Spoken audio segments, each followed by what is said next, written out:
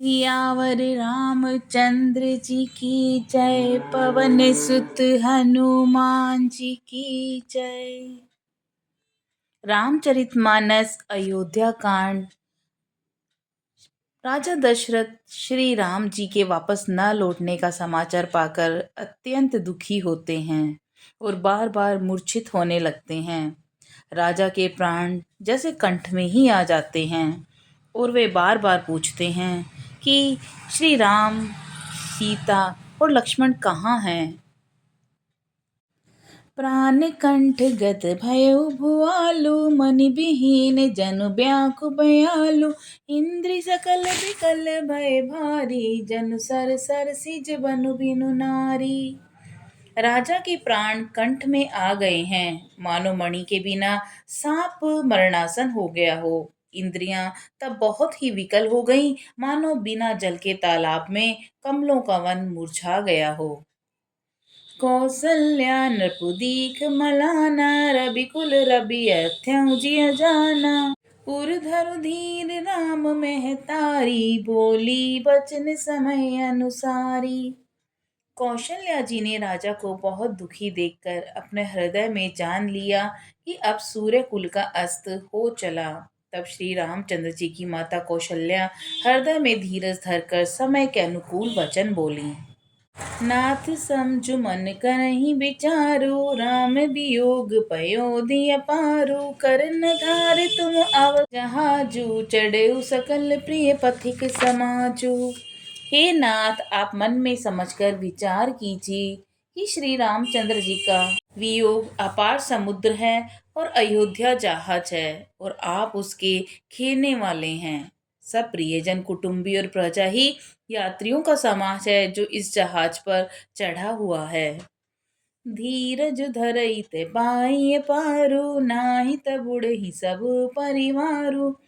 जो जिय धरई बिने पिय मोरी। राम लखन सिय मिलहि बहोरी। आप धीरज धरिएगा तो सब पार पहुंच जाएंगे, नहीं तो सारा परिवार ही डूब जाएगा। हे प्रिय स्वामी, यदि मेरी विनती हृदय में धारण कीजिएगा तो श्री राम, लक्ष्मण, सीता फिर आ मिलेंगे। प्रिय बचन मृदु सुनत नृपु। चितयउ आँखि उघारी। तलफत मीन मलिन जनु। सींचत शीतल बारी। प्रिय पत्नी कौशल्या के कोमल वचन सुनकर राजा ने आंखें खोलकर देखा, मानो तड़पती हुई दीन मछली पर कोई शीतल जल छिड़क रहा हो। धरि धीरज उठी बैठ भुआलु। कहु सुमंत्र कह राम कृपालु। कहाँ लखनु कह राम सनेही। कह प्रिय पुत्र बधु बेदेही। धीरज धरकर राजा उठ बैठे और बोले, सुमंत्र, कहो कृपालु, श्री राम कहाँ हैं, लक्ष्मण कहाँ हैं और स्नेही राम कहाँ हैं, और मेरी प्यारी बहू जानकी कहाँ हैं। बिलपतराऊ बिकल बहु भांति। भई जुग सरिस सिराती न राती। तापस अंध साप सुधियाई। कौशल्य सब कथा सुनाई। राजा व्याकुल होकर बहुत प्रकार से विलाप कर रहे हैं और वह रात युग के समान बड़ी हो गई कि बीतती ही नहीं। राजा को अंधे तपस्वी श्रवण कुमार के पिता के शाप की याद आ गई। उन्होंने सब कथा कौशल्या को कह सुनाई। भयउ बिकल बरनत इतिहासा। राम रहित दिक जीवन आसा। सो तनु राखी करब में काहा। जेहि न प्रेम पनु मोहि निबाहा।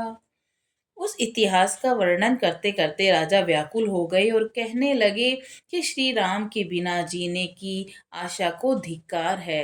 मैं उस शरीर को रखकर क्या करूंगा जिसने मेरा प्राण प्रेम का प्रण नहीं निभाहा। हा रघुनंदन प्राण पीरीते। तुम बिनु जियत बहुत दिन बीते। हा जानकी लखन रघुबर। हा पितु हित चित चातक जलधर। हाँ, रघुकुल को आनंद देने वाले मेरे प्राण प्रिय राम, तुम्हारे बिना जीते हुए मुझे बहुत दिन बीत गए। हाँ जानकी, लक्ष्मण, हाँ रघुवर, हाँ पिता के चित्त रूपी चातक के हित करने वाले मेघ। राम राम कही राम कही, राम राम कही राम। तन परिहरि रघुबीर बिरही, राम गयो सुरधाम। राम राम कहकर, फिर राम कहकर, और फिर राम राम कहकर, और फिर राम कहकर राजा श्री राम के विरह में शरीर त्याग कर सुरलोक को सिधार गए। जियन मरन फलु दशरथ पावा, अंड अनेक अमल जसु छावा। जियत राम विदु बदनु निहारा, राम बिरह करि मरनु संवारा। जीने और मरने का फल तो दशरथ जी ने ही पाया, जिनका निर्मल यश अनेकों ब्रह्मांडों में छा गया। जीते जी तो श्री रामचंद्र जी के चंद्रमा के समान मुख को देखा और श्री राम के वीरे को निमित्त बनाकर अपना मरण सुधार लिया। लोक बिकल सब रोवहि रानी, रूप सीलु बलु तेजु बखानी। करहि बिलाप अनेक प्रकारा, परहि भूमि तल पारहि पारा। सब रानियां शोक के मारे व्याकुल होकर रो रही हैं। वे राजा के रूप, शील, बल और तेज का बखान कर करके अनेकों प्रकार से विलाप कर रही हैं और बार बार धरती पर गिर गिर कर पड़ती हैं। विलपहि बिकल दास अरुदासी, घर घर रदनु करहि पुरवासी। अथेउ आजु भानु कुल भानु, धर्म अवधि गुण रूप निधानु। दास दासीगण व्याकुल होकर विलाप कर रहे हैं और नगर निवासी घर घर रो रहे हैं। कहते हैं कि आज धर्म की सीमा, गुण और रूप के भंडार, सूर्य कुल के सूर्य अस्त हो गए हैं। गारी सकल के कई इह देही, नयन बीन कीन जग देही। एहि विधि बिलपत रेणि बिहानी, आए सकल महा मुनि ज्ञानी। सबके कई को गालियां देते हैं, जिसने संसार भर को बिना नेत्र का अंधा कर दिया। इस प्रकार विलाप करते करते रात बीत गई और प्रातःकाल सब बड़े बड़े ज्ञानी मुनि आए। तब वशिष्ठ मुनि समय सम, कही अनेक इतिहास। शोक निवारे सब ही कर, निज विज्ञान प्रकाश। तब वशिष्ठ मुनि ने समय के अनुकूल अनेक इतिहास कहकर अपने विज्ञान के प्रकाश से सबका शोक दूर किया।